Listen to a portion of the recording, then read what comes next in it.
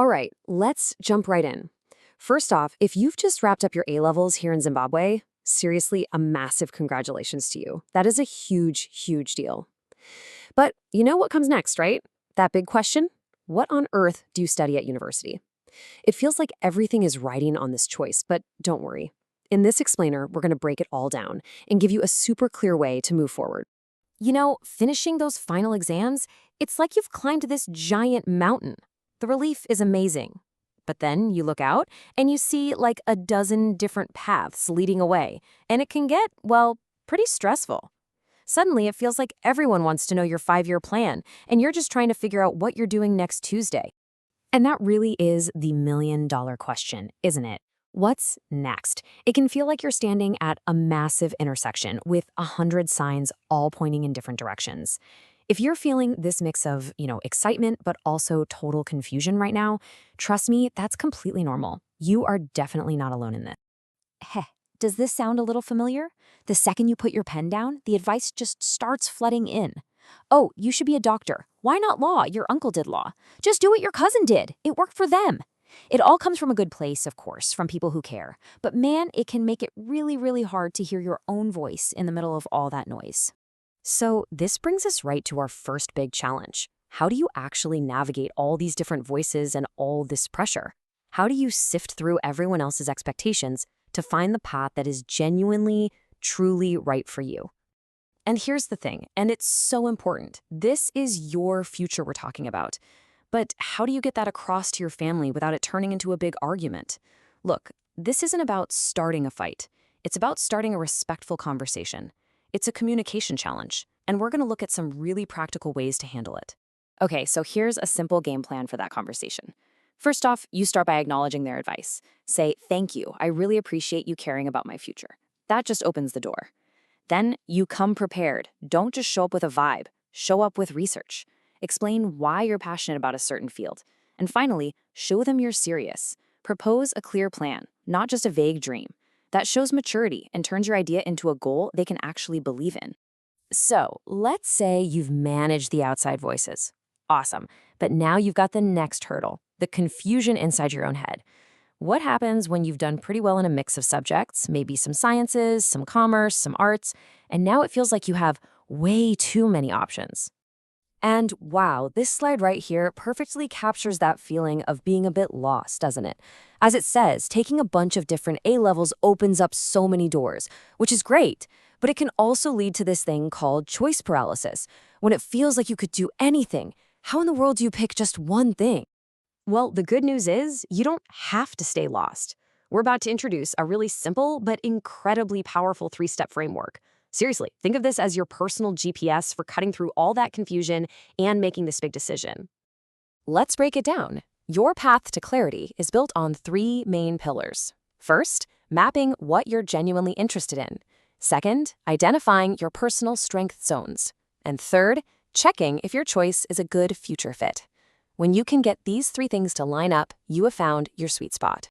All right, step 1, interest mapping. Now, I want you to be really honest with yourself here. For just a minute, forget about which subject you got an A in. Which one did you actually enjoy? Which topics do you find yourself reading about or watching videos on just for fun?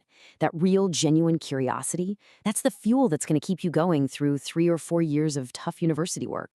Next up, your strength zones. Okay, now we can bring the grades back into the picture. We're looking for the overlap. Where does your passion meet your performance? So maybe you absolutely love history and you're an amazing essay writer. Or maybe you're fascinated by biology and you've just got a natural talent for lab work. Finding that sweet spot where what you love meets what you're good at, that is the absolute key. And finally, step 3 is future fit. This is where we get strategic. I mean, it's wonderful to be passionate about something, but you also have to be practical and think about how your choice connects to industries that are actually growing.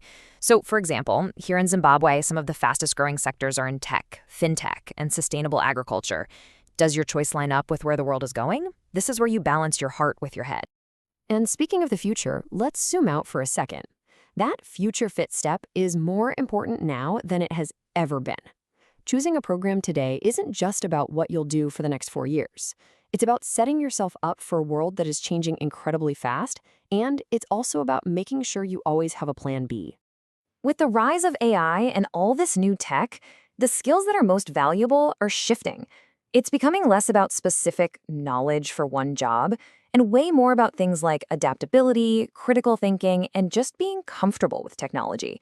So as you look at university programs, ask yourself this: is this degree going to teach me how to think and adapt, or is it just going to teach me a bunch of facts that might be useless in 5 years? Okay, let's talk about the big one. The question that probably keeps a lot of you up at night. You have your heart set on a program, you use the framework, you find that perfect fit, and then your results come out and they aren't quite what you needed. I know that can feel like an absolute disaster, but I promise you, it is not the end of the world. It's just a detour, not a dead end. There are always other pathways. You can look into bridging courses that can help you meet the entry requirements.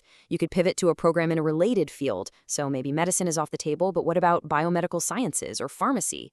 There are also some fantastic skill-based diplomas out there. The key is to see this not as a failure, but as a chance to pause, reevaluate, and find a new path that could be just as amazing. All right, so you've navigated the pressure from family, you've used the framework to find your direction, you've even got a backup plan ready to go. You're feeling confident. Now for the really practical part. Where do you actually find all these official accredited programs? And this right here is your best friend for this part of the journey. This is the official guide from ZimChe, the Zimbabwe Council for Higher Education. It lists all the registered universities and all their accredited programs. Now, don't think of this as just some long, boring list. Think of it as your verification tool. Once you know the field you're interested in, you use this guide to find out exactly where you can study it legitimately. Whew, we have covered a lot of ground today. We've gone from feeling confused and pressured to a place where you have a clear strategy. So let's just bring it all together into one simple final tool that will help you lock in your choice with total confidence. Think of this as your final check. Before you submit that application, just run your choice through this quick list. Does it genuinely match my interests? Yup. Does it play to my natural strengths? For sure. And is it a solid future fit? Absolutely. If you can confidently tick all three of those boxes, you, my friend, are making a fantastic decision. Because at the end of the day, this decision is yours and yours alone. When you're armed with this kind of self-awareness and the right information, you have everything you need to make a choice you can be truly proud of. Your path is right there, waiting for you. Go and choose it with confidence. And hey, this conversation doesn't have to end here. If you want to talk about this more, ask some questions, or connect with other students who are on the exact same journey, please come and join the PodGuide University Readiness Cohort on WhatsApp. We would absolutely love to see you in there.